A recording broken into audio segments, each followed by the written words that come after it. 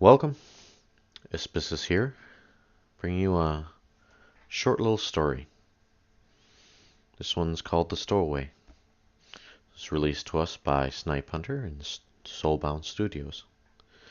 Without too much further ado, let's follow the tale of Torgen, a little cryptid, and his adventures on the sea.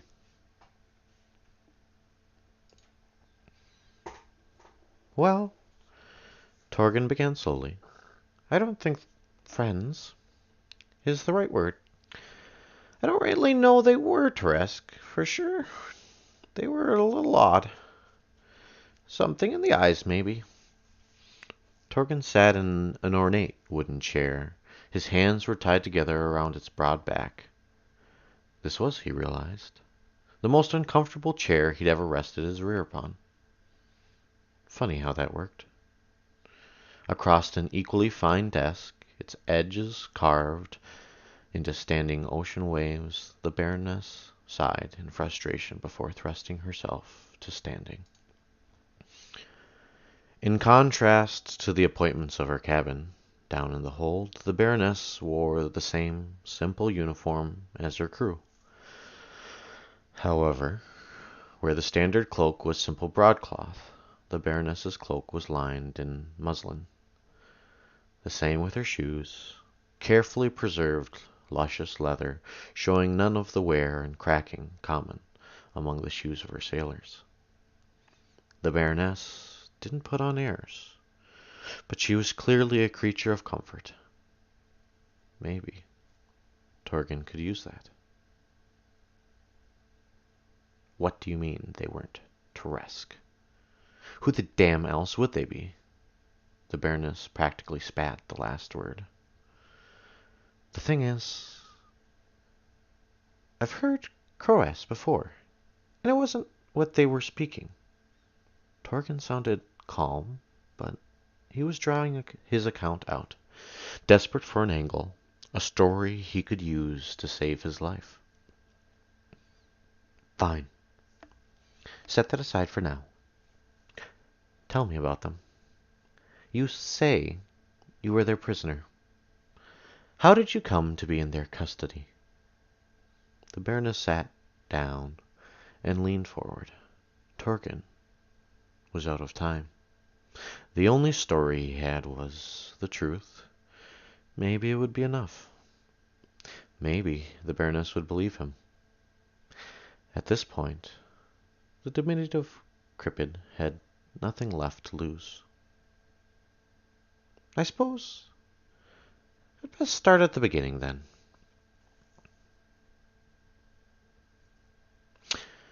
Here you go, then. Off with you, you stowaway.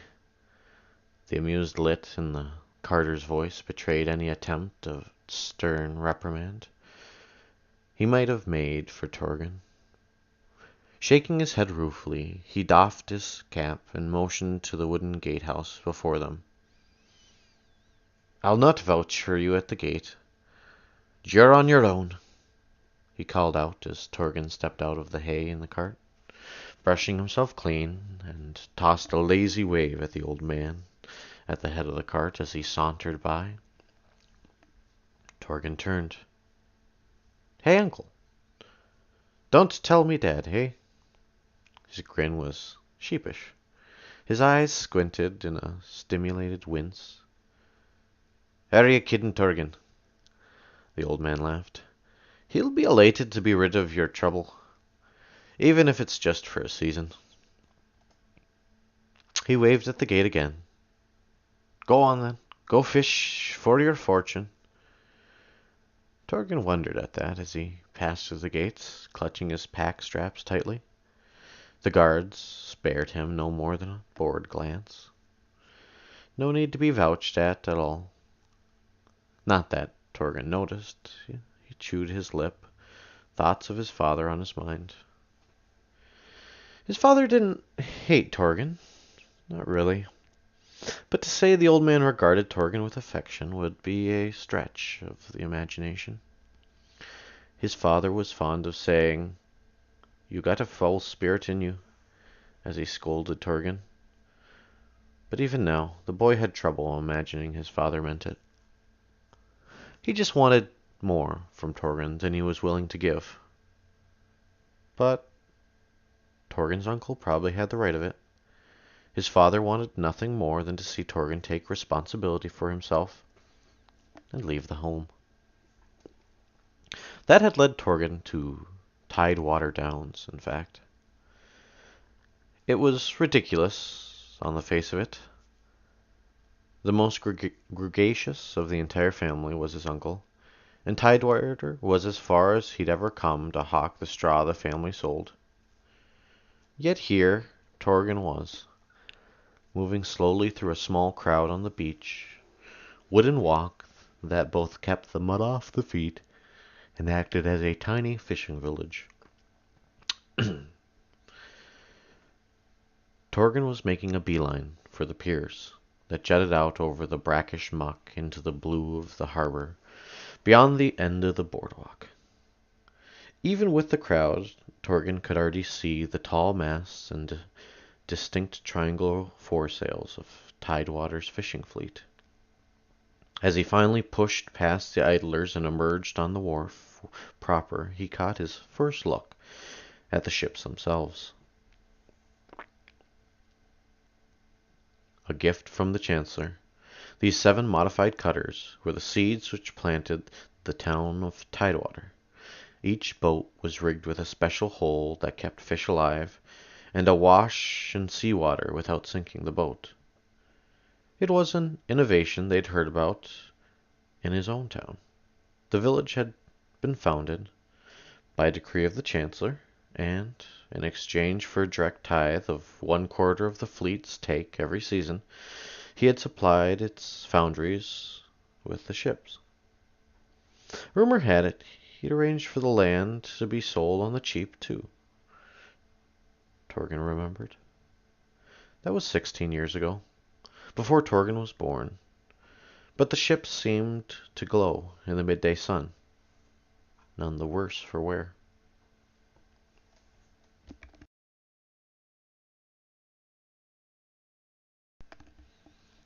Torgin adjusted the pack on his back once more, and then stepped onto the pier where the ship was moored. Her captain was standing at the gangplank, discussing something with a member of his crew, another of the score of fishermen on the pier. On Torgin's approach, the captain looked down at him, dismissively, with a hint of growing sneer crawling behind his mustache. Den now, Tishnedesh Roishk Aur Atu, the captain said through his thick black coat of facial hair. Torgin didn't speak Croas, but he recognized it. He tried answering back in Niran. Beg your pardon? The captain rolled his eyes before switching back to his mother tongue. I said, have your parents lost you then, little boy? This brought a thin smile from the crewmen, but to Torgin, he didn't seem amused. You could put it that way. Not that they mind, Torgin answered. He glanced over his shoulder, as if expecting to see his uncle nodding back at him. But that's why I'm here. I'd like to sign on. This time, the captain's companion laughed out loud and said, Von ininem manarschler, renewa schwa tajenar. The sailor nodded his head at Torgin as he spoke. No, the captain said finally. No? Torgin asked. No. The captain pointed down the wharf at the rest of the fleet and continued, and for them, the same. No children on board. I came of age this year. I can work, Torgin cried, incredulous. Doesn't mean a thing, boy. The answer is still no. The captain jerked his head, at Torgen, signaling to his companion. The sailor stepped forward and turned, Torgen around, pointing him back towards the boardwalk. Time to go, kid. At first, Torgen didn't believe what he had heard, but after hours of rejection from every single vessel in the harbor, he couldn't deny it. He was not going fishing. Whatever fortune, whatever adventure awaited him on the deck of one of those broad-hulled cutters, it wouldn't happen with Torgen as a member of the crew. It took another hour for the full magnitude of what that really meant to strike him.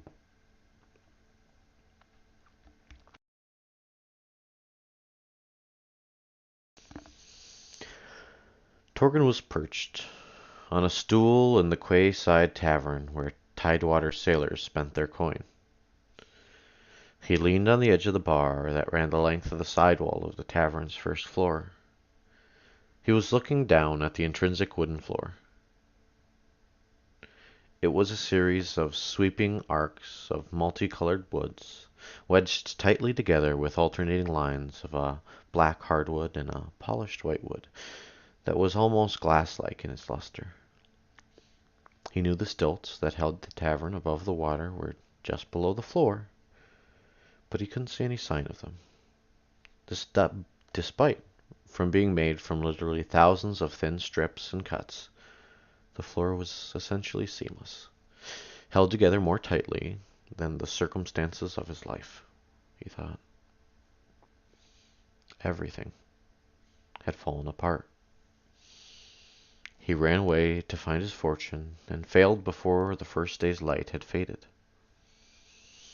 He'd managed to convince the proprietor to serve them,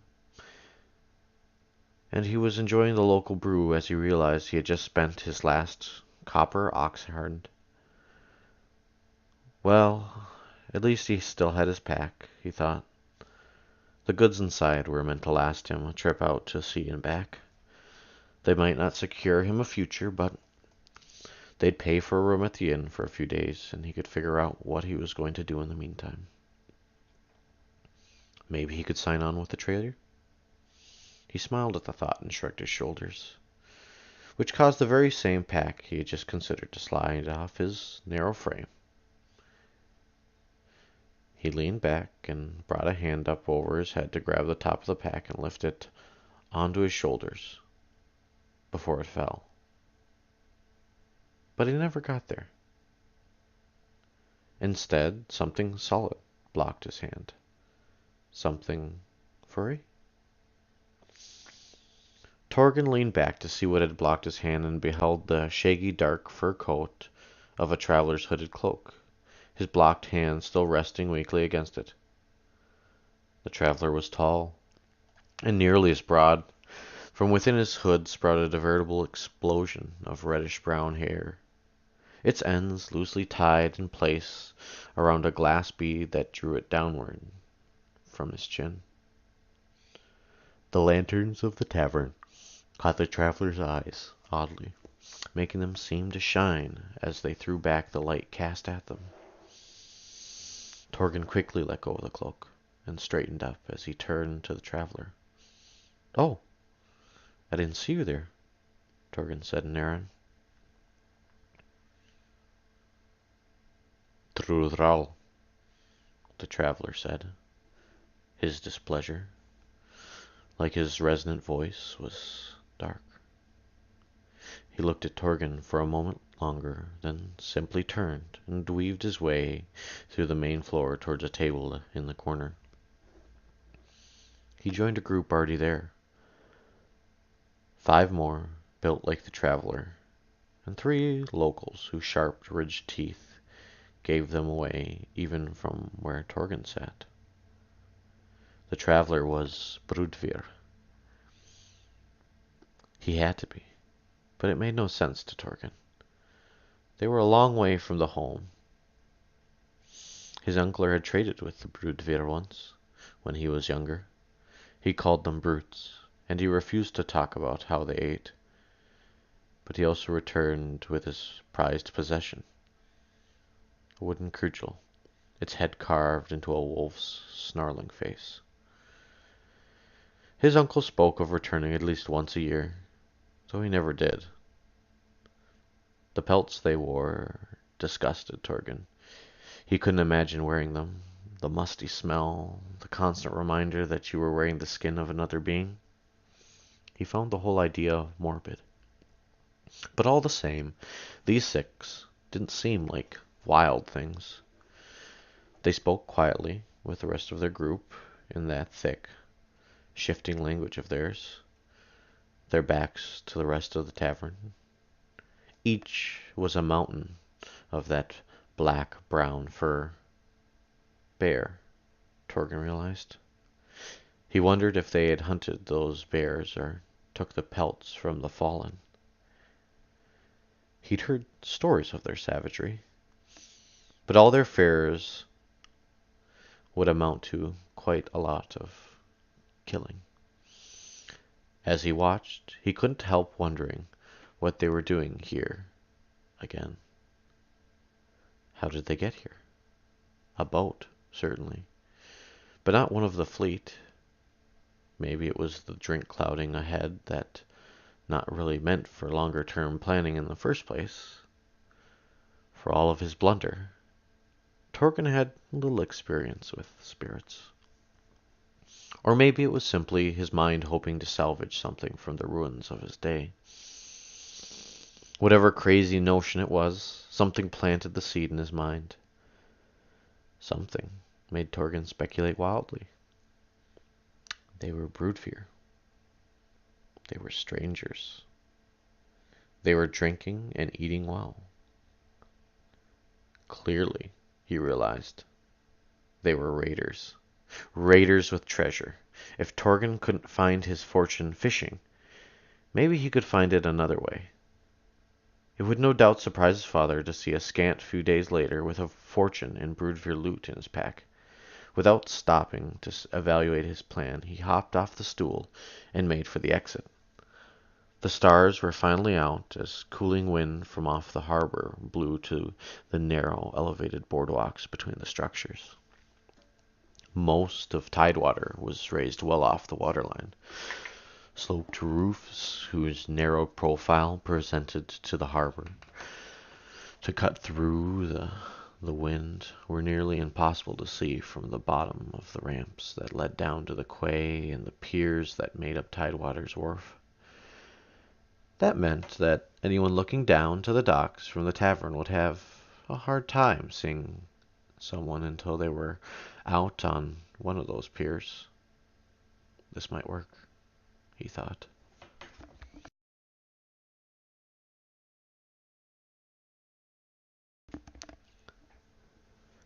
He made his way down the wharf until he found their boat, moored to the quay itself. It was obviously the Broodveer's best boat, really. It was half the size, maybe less, of one of the fleet cutters. It didn't even have a deck. You just stood in the hull, like a rowboat. That's what it was. Torgin decided a giant rowboat. A giant rowboat with no oars. He realized he wouldn't find any treasure in a boat like this, and was beginning to rethink his plan until he saw the locked sea chest lashed to the mast. Maybe they were brutes to think a simple lock was going to stop Torgin. He scurried aboard the ship and stood before the chest. He removed his pack and placed it between his feet, kneeling in the same motion to examine the chest's lock. It was a simple iron mechanism, made from a bent bar that hinged into a riveted housing of iron plates. A keyhole adorned its surface. Iron was a strong metal. Most folks think that strength immediately makes for strong locks, but they forget a lock is only as strong as its weakest part.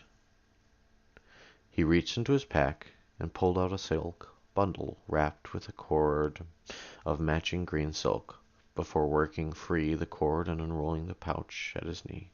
revealing a set of fish hooks, each with a different barb and hook shape. Torgen thoughtfully selected two and removed them, then inserted them into the lock. For a few tense seconds, he manipulated the lock. Then a quiet click broke the monotonous rumble of water lapping against the hull. Finally, some luck. It had gone on the first try. He lost a hook the last time he tried this, removed his fish hooks from the lock, put them back in the pouch with the rest of his collection, then carefully retied the cord, stored it back in his pack. All that was standing between Torgen and his fortune was the act of opening the lid. He took one more look around the wharf. No one had noticed him, or no one cared. So he took a deep breath and lifted the lid to behold nothing. The box was empty. A chest that large lashed to the mast, and it had nothing. Torgen couldn't believe it. Maybe he did have a foul spirit in him. As his defeat came crashing down on him, he realized how stupid an idea it was in the first place. Those travelers probably weren't even raiders. Stupid, naive, Torgen thought. I'd come up with this whole story. They'd fought, they'd come back to tell their tale, a chest full of treasure tied to their mast, braving the fiercest waters. How foolish. Joranering Thorstrolon. Ashkek stolent nu. The traveler's dark voice called from down the wharf. Torgen looked up with a start to realize the rest of the traveler's crew were only a few dozen meters away between him and any good means of escape. In a panic, he ducked down below the tall gunwales of the Brudver vessel and began to cast around for some means of escape. He couldn't swim, but maybe he could float. Except there was nothing in the damn boat he could use to float. The thing really did have no oars. What good is a rowboat you can't row? They were almost on him, seconds away from being able to see him cowering behind the mast. He looked at the empty chest in front of him. If he balled himself up, he could fit. Where else can I go? He'd just wait till they were asleep and sneak off before they left in the morning. So, with nowhere left to go, he crawled into the chest and closed the lid as he folded himself into place. The chest was dark, but Torgen could hear the voices of the crew and feel the vessel list as they each stepped aboard the boat. He didn't know their language, and most of it was muffled by the chest anyway, but it didn't seem to like they were settling in to sleep off their drink. If anything, they seemed very active. He heard a splash as something was pulled from the water. The anchor. The boat was pushing off. Torgen was going to sea after all.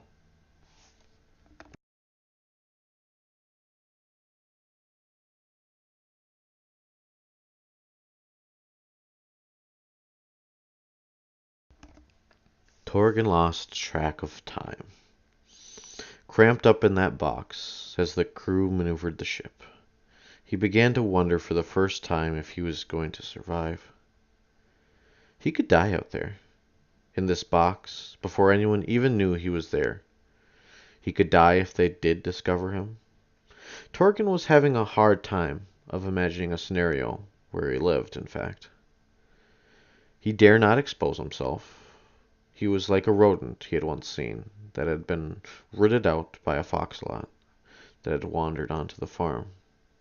The thing played dead, sitting stone for 20 minutes, hoping that the foxlot would lose interest. But it never did. In the end, exhaustion took the rodent and it gave itself away. Torgen didn't know if he was that rodent, but he suddenly understood how it would have felt all the same. And, like the rodent, exhaustion took him. Torgen awoke as the chest was jostled by someone on the boat.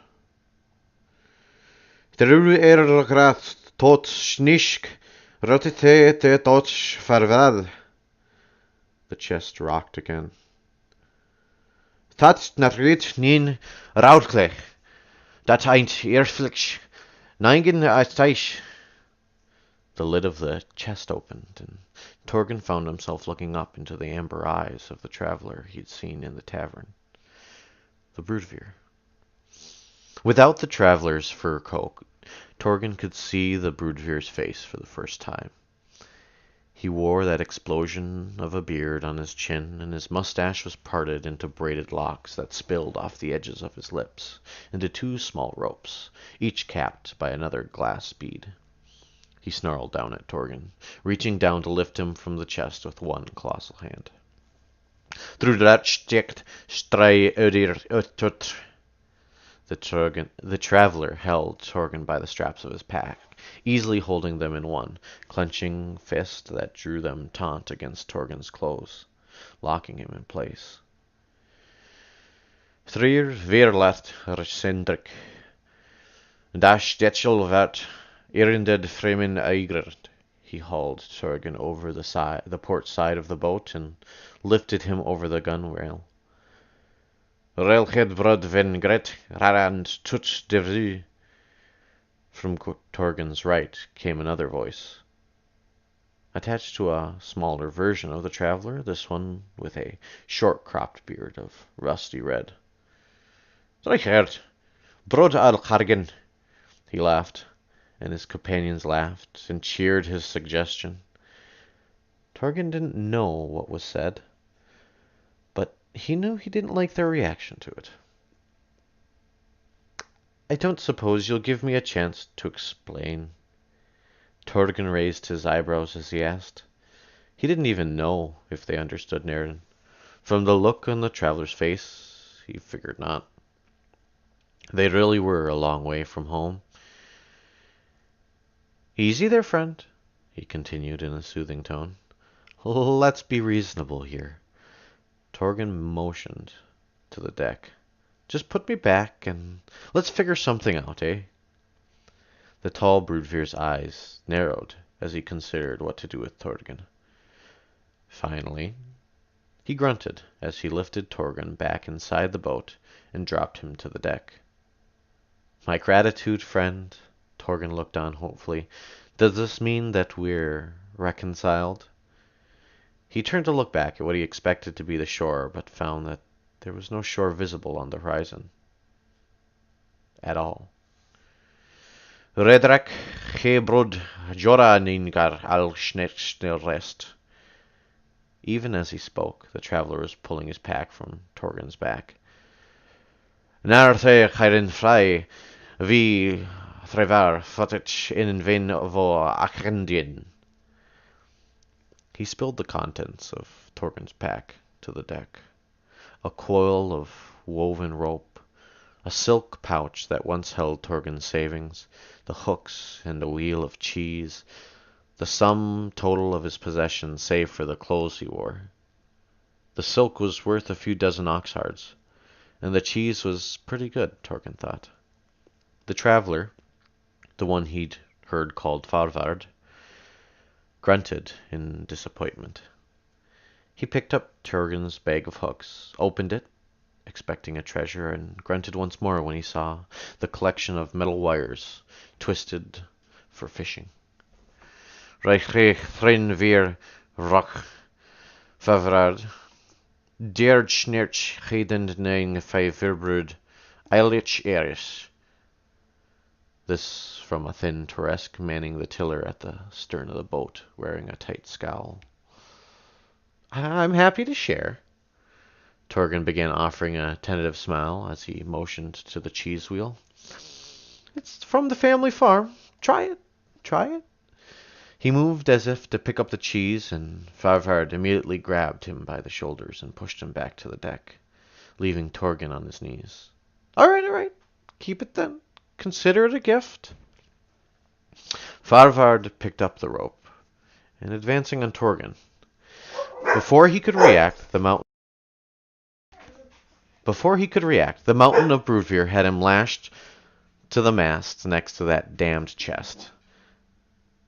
Theirstrad de Ivan in, Streichastil in Lachrin Magalai. The last thing he said with narrowed eyes, pointing to his lips and pointing back at Torgen. Torgen got the message. Farvard wasn't interested in talking. So, Torgen sat, his back against the mast, as the crew set work to sailing.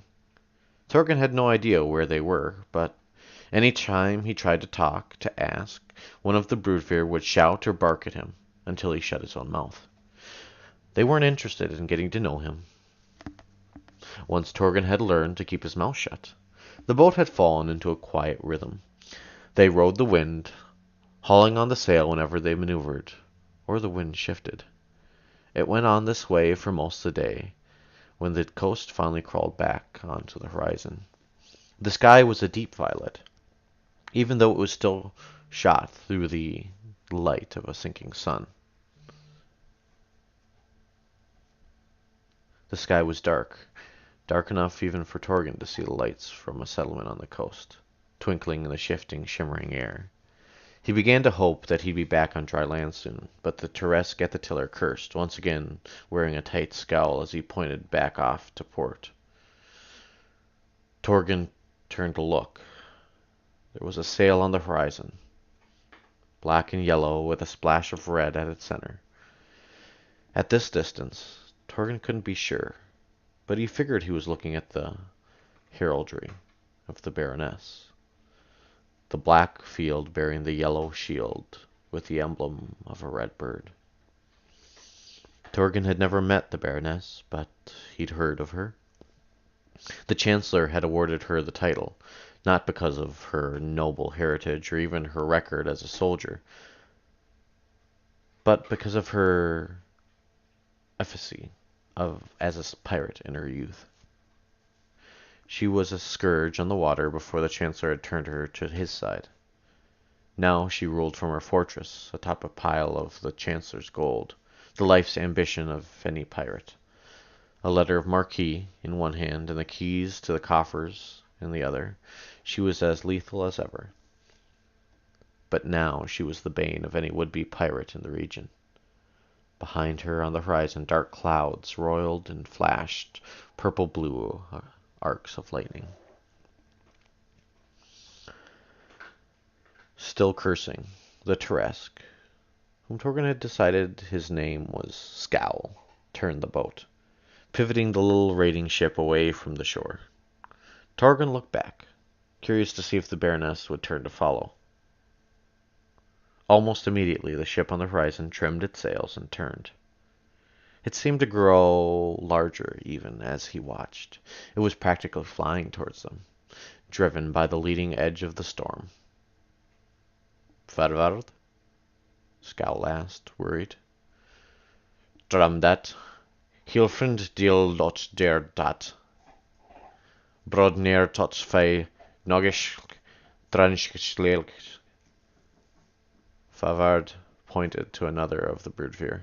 Torgen had taken to calling this one Broombeard in his head before Favard called him Helmfrid, and motioned to the sail. Broombeard stepped past Torgen and unfurled more of the sail so that it caught the growing wind. Dat heter ein get vera est Favard. Tata hel heta auslashinche. Brood hira and ardorknin. Torgen couldn't follow the conversation, but understood the tone. Broombeard was worried, like the Teresk. Farvard was angry, but Torgen thought he was probably hiding his fear as well.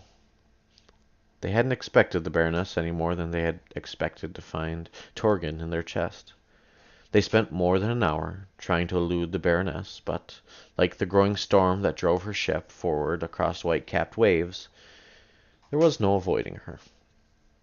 Before long, they were close enough that Torgen could see the silhouette of figures on the deck. Several of them were standing at the prow. They leaned back and seemed to draw their arms across their chest. "Arrows!" Torgen yelled, ducking down. Even as he realized what he had said. So this was just part 1 of The Stowaway. Look forward in the future for hearing part 2 and part 3, and as we wrap up what's happened to Torgen. A little cripit, searching for his fortune on the seas, is drawn into, well, a odd situation.